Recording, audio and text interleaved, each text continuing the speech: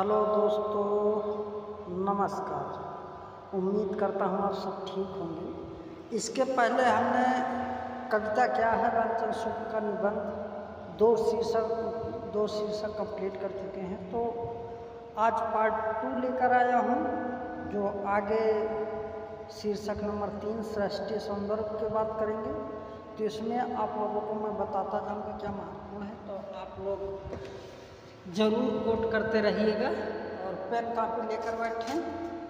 PDF हो तो open कर लीजिए, और अगर आपको ये वीडियो पसंद आए तो चैनल को लाइक और सब्सक्राइब करें और अपने मित्रों तक भेजें। तो शुरू करते हैं आज जो हम पढ़ने वाले हैं, तो सृष्टि और सौंदर्य, ये शीर्षक पे आज हम चर्चा करेंगे। तो चलिए पढ़ते हैं।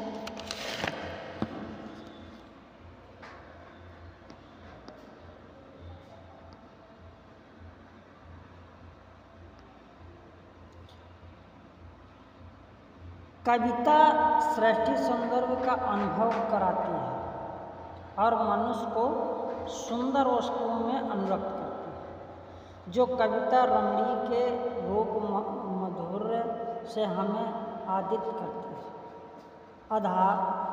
आध्यात्मित करती है, वहीं उसके अंतःकरण की सुंदरता और कोमल लता आदि की मनोहरणी छाया दिखा कर मुग्धा भी करती है।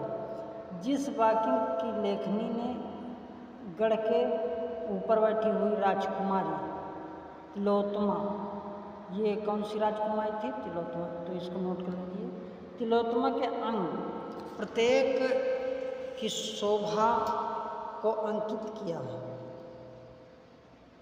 उसी ने आयासा के अंतःकरण के अपूर्व सात्विकी ज्योति दिखाकर पाठकों को चमत्कृत किया है। भौतिक सौंदर्य के अवलोकन से हमारी आत्मा को जिस प्रकार संतोष होता है, उसी प्रकार मानसिक सौंदर्य से भी। तो महत्वपूर्ण कथन है, आप लोग यहाँ से ध्यान दीजिएगा। जिस प्रकार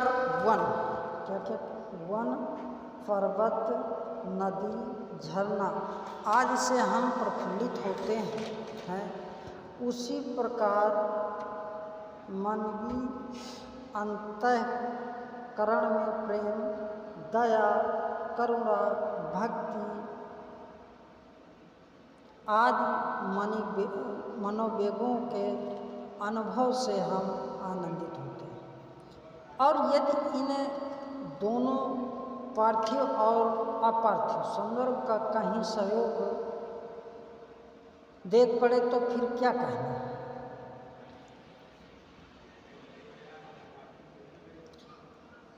यदि किसी अत्यंत सुंदर पुरुष या अत्यंत रूपवंत स्त्री के रूप का मात्र वर्णन करके हम छोड़ दे तो चित्र अपूर्ण होगा।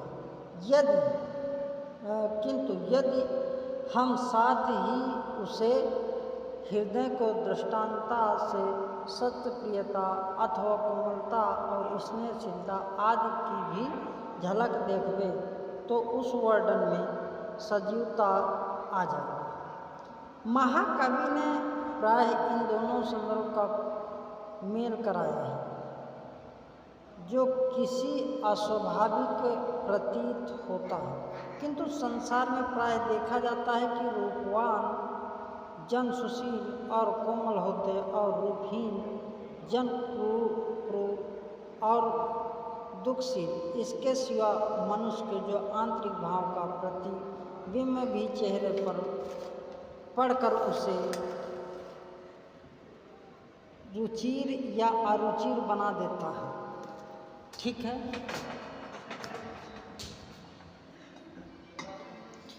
इस प्रकार से इस निबंध के शीर्षक में कहा जा रहा है। अब आगे चलते हैं।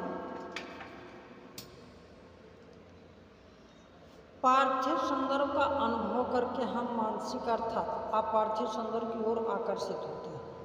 अतः एवं पार्थिव सौंदर्य को दिखलाना कवि का प्रधान कर्म है। कभी कभी प्रश्न बन जाता है कि कवि का, मान लीजिए कि इसी से पूछ लिया कि कवि का प्रधान कर्म क्या है, क्या दिखलाना, तो पार्थिव, विकल्प में पार्थिव अपार्थिव ऐसे करके पूछ ले तो आप लोगों को ये लाइन ध्यान रखना है। आजकल प्रश्नों का जो स्तर है कुछ अलग तरीके से बनाते हैं, तो निबंध को पूरा पढ़ना है और अच्छे से पढ़ना है। अब अगला चौथा देखें। चौथे में कविता का दुरुपयोग। कवि कहता है कि कविता का दुरुपयोग कैसे होता है, किस किस प्रकार होता है, ये सब बातें इस शीर्षक में करते हैं। जो लोग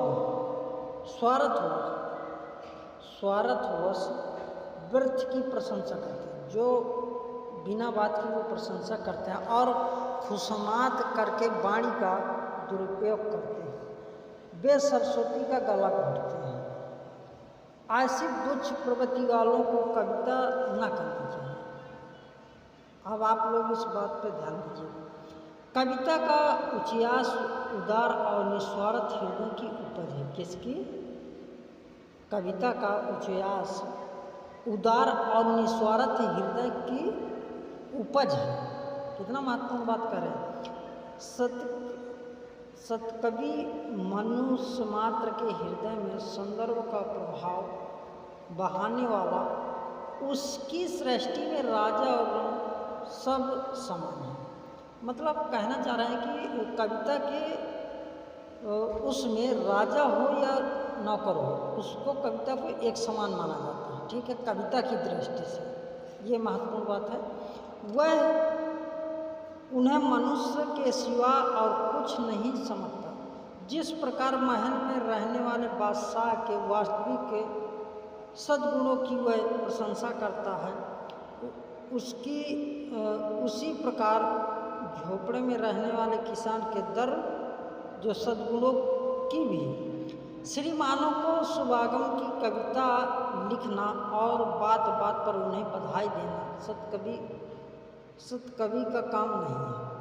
हाँ, जिसने निस्वार्थ होकर और कष्ट सहकर देश और समाज की सेवा की है, दूसरों का हित साधन किया है, धर्म पालन किया है, ऐसे परोपकारी भी महात्मा का गुणगान करना उसका कर्तव्य हो सकता है।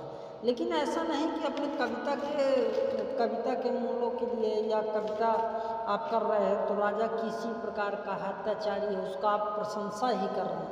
कविता ये नहीं कहती। इसीलिए कविता का दुरुपयोग बताया गया है कि कैसे कैसे कविता का दुरुपयोग होता है। तो कवि वही बताना चाह रहा है कि जो दरबारी कवि होते हैं वो किस तरह से अपनी राजा की प्रशंसा में अपनी भाषा की जो ये सरस्वती वाणी को किस तरह से दुरुपयोग करते हैं। तो इस पैराग्राफ में वही बताया गया है, तो आप लोग ध्यान दीजिएगा। आगे चलते हैं कविता की भाषा के बारे में। चलिए, अब रामचंद्र शुक्ल जी कहते हैं कि कविता की भाषा किस प्रकार होनी चाहिए, तो इसके बारे में जानते हैं। ये 5वां शीर्षक है।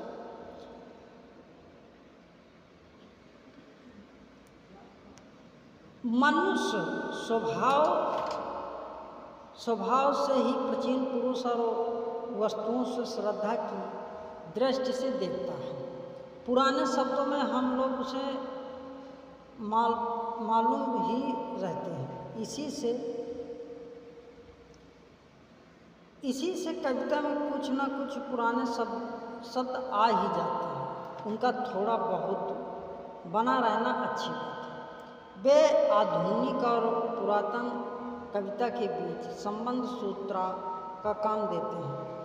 हिंदी में राजते हैं, गहते हैं, लहते हैं। देखो कितना ये 3 वाक्य अच्छे हैं। अगर पूछ लिया जाए कि राजते हैं, कहते हैं, लहते हैं, सराहते हैं, तो ये 4 शब्द आपको कालक्रम में पूछ सकता है। ये चारों का नाम रख देगा और पूछेगा कि आप लोग कालक्रम पे लगा दें। तो इन्हें आप लोग याद रखिएगा कि कैसे कैसे पहले कौन आता है। पहले राजते आता है, फिर गहते आता है, फिर लहते आता है, फिर सरारते आता है। तो ये चारों शब्द आपके बहुत महत्वपूर्ण है, नोट कर सकते हैं। आदि प्रयोग से खड़ी बोली तक की कविता में बना रहना कोई अचंभे की बात नहीं है। अंग्रेजी कविता में भी ऐसे शब्दों का अभाव नहीं जिसका व्यवहार बहुत पुराने ज़माने से कविता में होता आया है। मैन सॉन्ग, ये अंग्रेजी शब्दों की बात कर रहे हैं। आदि शब्द ऐसे ही अंग्रेजी कविता समझने के लिए इनमें से परिचित होना पड़ता है। पहले ऐसे शब्द बहुत थोड़े आने चाहिए, वे भी ऐसे भद्दे और गंवारू न हो। खड़ी बोली की संयुक्त क्रिया बहुत लंबी होती है, जैसे लाभ करते हैं, प्रकाश करते हैं। इसलिए आदि कविता में इनके स्थान पर लहते हैं, प्रकाशते हैं कर देने से कोई हानि नहीं है, पर ये बात इस तरह के सभी शब्दों के लिए ठीक नहीं हो सकती। सही कह रहे हैं। आगे शुक्ल जी कहते हैं कि कविता में कही गई बात हृदय पटल पर अधिक स्थायी होती है, अतः कविता में प्रत्यक्ष और स्वभाव सिद्ध व्यापार सूचक शब्दों की संज्ञा अधिक रहती है। समय बीता जाता है, कहने की अपेक्षा समय भागा जाता है। कहना अधिक काव्य सम्मत है। किसी भी काम से हाथ खींचना, किसी का रुपया खा जाना, कोई बात पी जाना, दिन ढलना या डूबना। आगे कहते हैं कि मन मारना, मन छूना, शोभा बरसाना आदि ऐसे कभी समय सिद्ध हुआ जो बोल चाल में आ गए हैं। नीचे कुछ पद उदाहरण स्वरूप दिए गए, तो अब किसके उदाहरण दिए हैं आप लोग देख लीजिएगा और क्रम से देखिए। का नंबर दिया है, सबसे पहले तुलसीदास की बात करते हैं कि धन्य भूमि वन पथ पहारा, जहाँ जहाँ नाथ पाँव तुम धारा। फिर अगला बात करते हैं तुलसीदास की गीतावली से कि मन हो मही एक छवि छाती। ये किससे पंक्ति ली गई ये भी पूछ सकता है, तो गीतावली की है। आगे कहते हैं कि चुनरी चारु चूहिसी परे, चटकीली हरि एक ललचावे। ये तीसरी पंक्ति है। चौथे में पद्माकर की बात करते हैं। पद्माकर कहते हैं कि विथिन में ब्रज में नवेली में बेलिन में, वनन में बागन में बगोरो बसंत। महत्वपूर्ण पंक्ति कई बार पूछी गई है। अगली पंक्ति की बात करते हैं कि रंग रंग राग पर, संग की पराग पर, वृंदावन बाग पर, वस्त्र बरसें पर। ये भी पंक्ति इस पर कोट की गई है कविता क्या में। अब आगे बात करते हैं, ये भाषा की बात कर रहे हैं, ध्यान दीजिए। बहुत से ऐसे शब्द हैं जिनसे एक ही का नहीं किंतु कई क्रियाओं का एक ही साथ बोध होता है। ऐसे शब्दों को हम जटिल शब्द कह सकते हैं। ऐसे शब्द वैज्ञानिक विषयों में अधिक आते हैं। उनमें से कुछ शब्द तो एक विलक्षण ही अर्थ देते हैं और परिभाषित कहलाते हैं। विज्ञानवेत्ता को किसी बात की सत्यता या असत्यता के निर्णय की जल्दी रहती है, इससे वह कई बातों को एक मानकर अपना काम चलाता है। प्रत्येक काम में पृथक पृथक दृष्टि से नहीं देखता। यही कारण है जो वह ऐसे शब्द अधिक व्यवहार करता है जिससे कई क्रियाओं से घटित एक ही भाव निकलता। परंतु कविता प्राकृत व्यापारों को कल्पना द्वारा प्रत्यक्ष कराते हैं, मानव हृदय पर अंकित करते हैं। अतएव पूर्वोक्त प्रकार के शब्द अधिक लाने से कविता के प्रसाद गुण की हानि होती है और व्यक्त किए गए भाव हृदय पर अच्छी तरह से अंकित नहीं होते। बात यह है कि मानवीय कल्पना इतना प्रस्त नहीं है कि एक दो बार में कई व्यापार उसके द्वारा हृदय पर स्पष्ट रीति से खींचत तो हो सके। ठीक है, आगे कहते हैं यदि कोई ऐसा शब्द का प्रयोग में लाया गया हो जो कई संयुक्त व्यापारों का बोधक हो, तो संभव है कल्पना शक्ति किसी एक व्यापार को भी न ग्रहण कर सके अथवा तदंतर्गत कोई ऐसा व्यापार प्रकट करके जो मानवीय प्रवृत्ति का उद्दीपक न हो। तात्पर्य यह है कि परिभाषित शब्दों का प्रयोग तथा ऐसे शब्दों का समावेश जो कई संयुक्त व्यापारों की सूचना देता है कविता में वांछित नहीं है। किसी भी प्रेम फौजदारी नामक एक श्रृंगार रस विशिष्ट एक छोटी सी कविता अदालती कार्यवाही पर घटाकर लिखी गई और उसे एक तरफा डिग्री आदि कसूनी शब्दों से भर दी गई, यह उचित नहीं है। कविता का उद्देश्य इसके विपरीत व्यवहार से सिद्ध होता है। जब कोई कवि किसी दार्शनिक सिद्धांत को अधिक प्रभाव उत्पादक बनाकर उसे लोगों के चित्त पर अंकित करना चाहता है, तब वह जटिल और परिभाषित शब्दों को निकालकर उसे अधिक प्रत्यक्ष और मर्मस्पर्शी रूप देता है। भर्तृहरि और गोस्वामी तुलसीदास आदि इस बात में बहुत निपुण थे।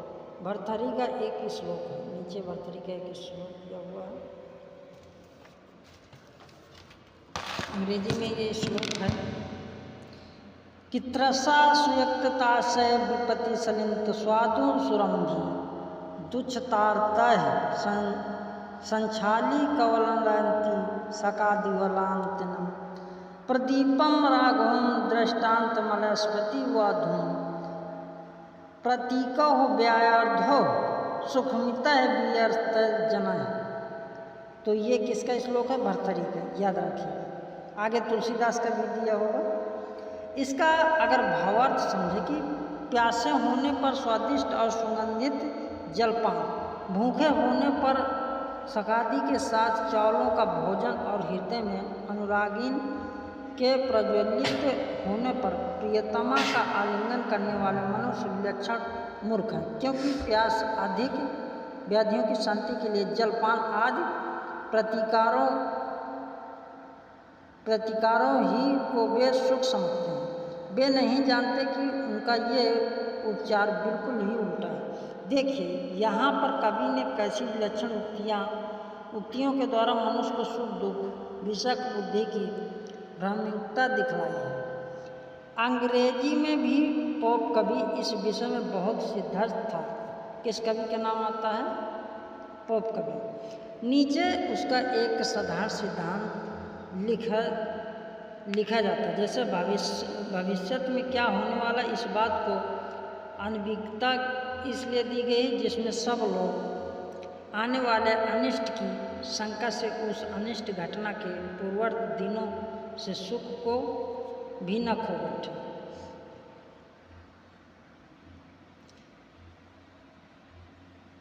इसी बात को पोप कविता इस तरह कहते कि the lamp theoretic rooms to build is today had that Rian's world to keep and please to the last and crop the folly berry food and licked this had just Rian to shed his blood। इस प्रकार से ये pope की कविता है। तो ज़्यादा पूछता नहीं है, लेकिन पूछ भी सकता है कि ये किसका कविता का उदाहरण है, तो आप लोग ऐसे याद रखना है। अब इसका भावार्थ भी नीचे बताते हैं कि भावार्थ उस भेड़ के बच्चे को जिसका तू आज तक बहाना चाहता है, यदि तेरा ही सा ज्ञान होता तो क्या वह उछलता कूदता फिरता आता है, अंत तक वह आनंदपूर्वक चारा खाता और उस हाथ का चटता जो उसका रक्त बहाने के लिए उठाया गया। भविष्य का ज्ञान हमें ईश्वर से बड़ी कृपा करके दिया।